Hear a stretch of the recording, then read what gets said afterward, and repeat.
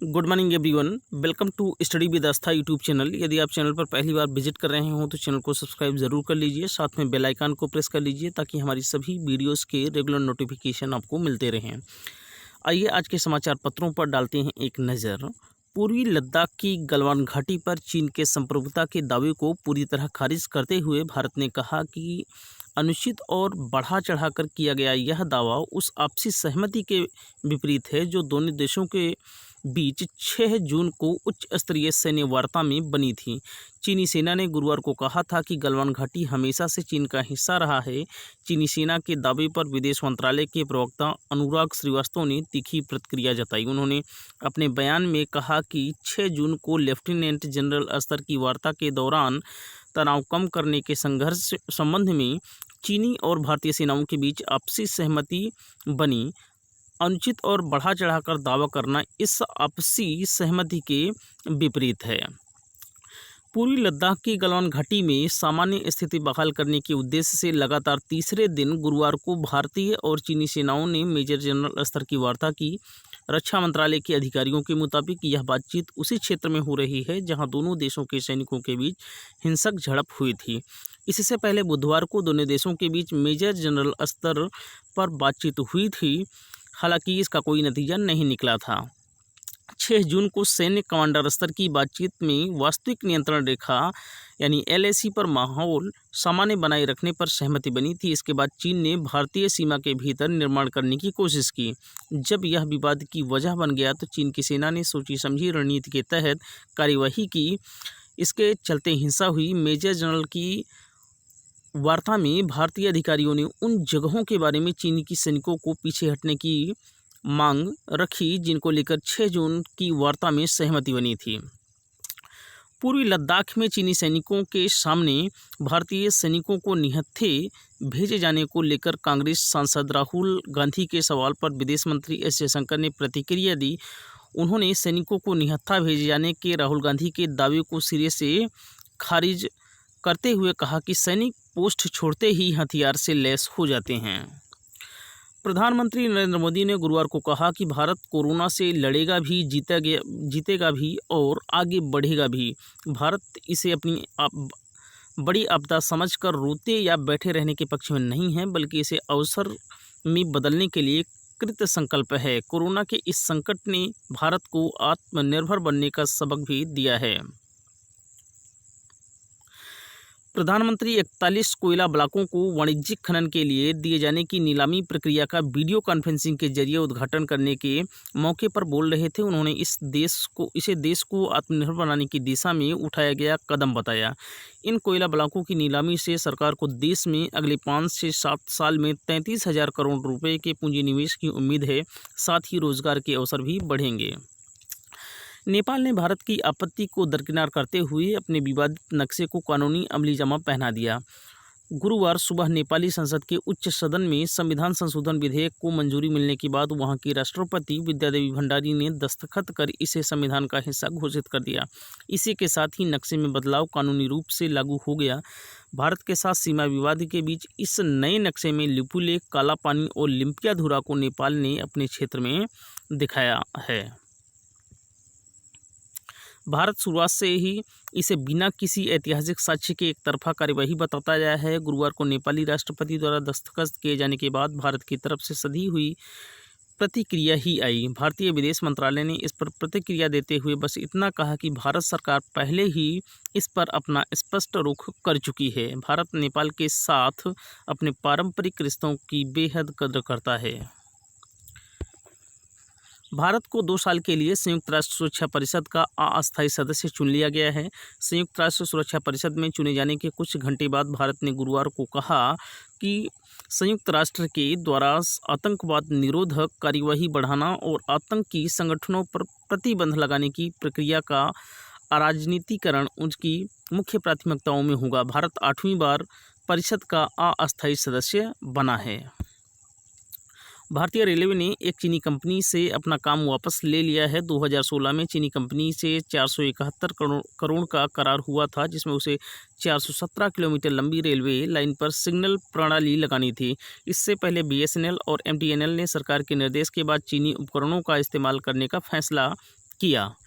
भारतीय रेलवे के dedicated freight corridor corporation of India limited ने Beijing national railway research and design institute of signal and communication group corporation limited से करार खत्म कर दिया है। देश में कोरोना विषाणु संक्रमण के मामलों में 24 घंटों में रिकॉर्ड 12,881 की बढ़ोतरी हुई है। इसके चलते संक्रमितों की संख्या 3,66,946 पहुंच गई है। इस महामारी से अब तक 12,237 लोगों की जान चली गई है, जिनमें से 334 मरीजों की मौत की पुष्टि 24 घंटों के दौरान हुई है। मणिपुर में 4 मंत्रियों सहित भाजपा नीति गठबंधन के 9 सदस्यों के इस्तीफे के बाद तेजी से बदलते राजनीतिक घटनाक्रम के बीच कांग्रेस विधायक दल के नेता ओ इबोबी सिंह ने कहा कि उनकी पार्टी राज्य में सरकार बनाने की कोशिश कर रही है। जल्द ही भाजपा सरकार के खिलाफ अविश्वास प्रस्ताव लाया जाएगा। सिंह ने बुधवार देर रात एक संवाददाता सम्मेलन को संबोधित करते हुए कहा कि विधानसभा और पार्टी से इस्तीफा देने वाले भाजपा के 3 विधायक कांग्रेस में शामिल हो गए हैं। देश में कोरोना महामारी का साया धार्मिक समारोहों पर होता नजर आ रहा है। जहां सुप्रीम कोर्ट ने गुरुवार को पुरी में ऐतिहासिक जगन्नाथ यात्रा के आयोजन की अनुमति नहीं दी, वहीं दूसरी ओर महाराष्ट्र के मुख्यमंत्री उद्धव ठाकरे ने हर साल धूमधाम से मनाए जाने वाले गणोत्सव को सादगी से मनाने की अपील की है। सुप्रीम कोर्ट के मुख्य न्यायाधीश S.A. बोबड़े को लगता है कि अगर उन्होंने कोरोना के भयानक संक्रमण के वर्तमान दौर में रथ यात्रा और दूसरे धार्मिक आयोजनों को इजाज़त दी तो भगवान जगन्नाथ उन्हें कभी माफ़ नहीं करेंगे। न्यायमूर्ति बोबड़े की अध्यक्षता वाले 3 जजों की एक खंडपीठ ने गुरुवार को यह राय व्यक्त करते हुए कहा कि लोगों को सुरक्षा और स्वास्थ्य के मद्देनज़र ओडिशा के प्राचीन शहर पुरी में इस साल प्रतिष्ठित भगवान जगन्नाथ की रथ यात्रा की इजाज़त नहीं दी जा सकती है। लद्दाख में चीन की सेना के साथ हुई हिंसक झड़प में शहीद हुए कर्नल संतोष बाबू का पूरे सैन्य सम्मान के साथ अंतिम संस्कार किया गया। नम आंखों से परिवार और आस पड़ोस के लोगों ने उन्हें अंतिम विदाई दी। कर्नल की अंतिम यात्रा के दौरान लोगों ने अपने घरों की बालकनी में खड़े होकर वंदे मातरम और संतोष बाबू अमर रहे के नारे भी लगाए और फूलों की बारिश भी की। इस दौरान शहर की अधिकतर दुकानें बंद रहीं।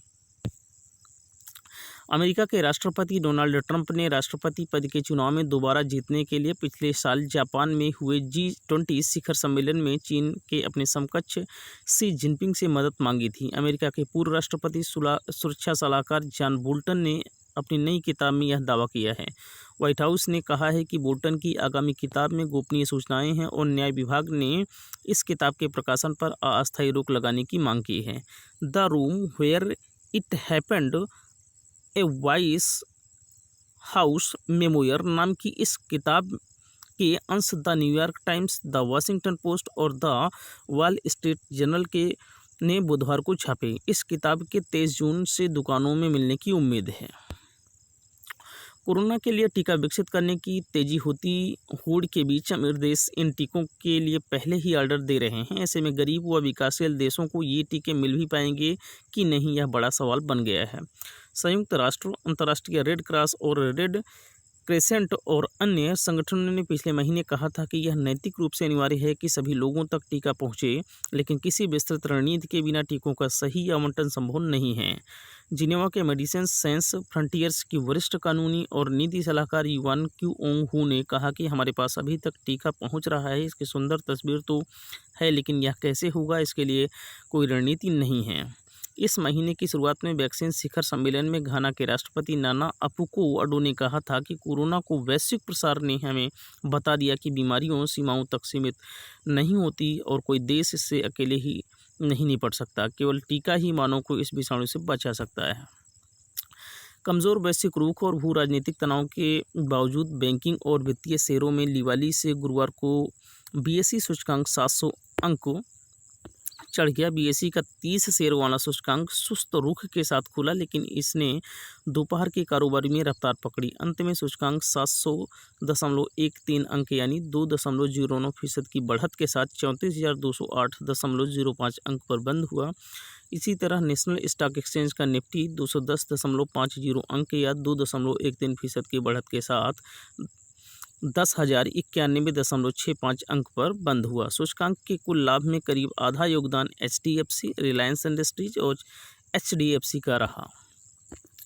एशियाई विकास बैंक यानी एशियन डेवलपमेंट बैंक ने गुरुवार को कहा कि कोरोना महामारी की वजह से भारत की अर्थव्यवस्था पर बुरा प्रभाव पड़ा है और चालू वित्त वर्ष में इसमें 4% की गिरावट आने की आशंका है। एडीबी ने अपने एशियाई विकास परिदृश्य एडीओ पर जारी पूरक रपट में यह भी कहा कि इतनी ही नहीं, विकासशील एशिया का हिस्सा रहे देश 2020 में मुश्किल ही वृद्धि कर पाएंगे। हालांकि चीन के बारे में कहा गया कि वहां 2020 में 1.8% की वृद्धि होगी, जो 2019 के 6.1% के मुकाबले काफ़ी कम है।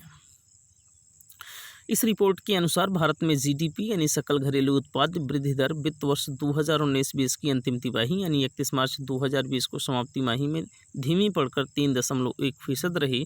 यह 2003 के बाद सबसे धीमी वृद्धि है। पूरे वित्त वर्ष में वृद्धि दर 4.2% रही। निवेश और निर्यात दोनों में गिरावट दर्ज की गई है। घरेलू पूंजी बाजार में पार्टिसिपेटरी नोट्स यानी पी नोट्स के माध्यम से होने वाले निवेश मई अंत तक बढ़कर 60,027 करोड़ रुपए पर पहुंच गया। पी नोट्स से होने वाले निवेश में लगातार दूसरे महीने तेजी देखी गई है। पंजीकृत विदेशी पोर्टफोलियो निवेशक पी नोट्स उन विदेशी निवेशकों को जारी करते हैं जो प्रत्यक्ष तौर पर भारतीय पूंजी बाजार का हिस्सा बने बगैर यहाँ निवेश करने की इच्छा रखते हैं। हालांकि उन्हें इसके लिए तय प्रक्रिया का पालन करना होता है। भारतीय प्रतिभूति और विनिमय बोर्ड सेबी के आंकड़ों के अनुसार भारतीय पूंजी बाजार में मई अंत तक पी नोट्स का कुल निवेश 60,027 करोड़ रुपए रहा। अप्रैल अंत तक यह 57,100 करोड़ रुपए था। Credit rating agency Fitch ratings ने 8 साल में पहली बार भारत का आर्थिक परिदृश्य स्थिर से घटाकर गुरुवार को नकारात्मक कर दिया। रेटिंग एजेंसी ने कहा कि कोविड-19 महामारी ने देश की आर्थिक वृद्धि की संभावना को कमज़ोर किया है और सरकार के समक्ष बढ़ते कर्ज से जोखिम उपस्थित हो गया है। हालांकि फिच ने भारत की रेटिंग को BBB नकारात्मक बनाए रखा। यह निवेश योग्य सबसे निचली रेटिंग है। फिच से पहले मूडीज़ ने भी इस महीने की शुरुआत में देश की रेटिंग को कम करके सबसे निचली श्रेणी Baa2 में रख दिया था। ऐसा 22 साल में पहली बार हुआ है।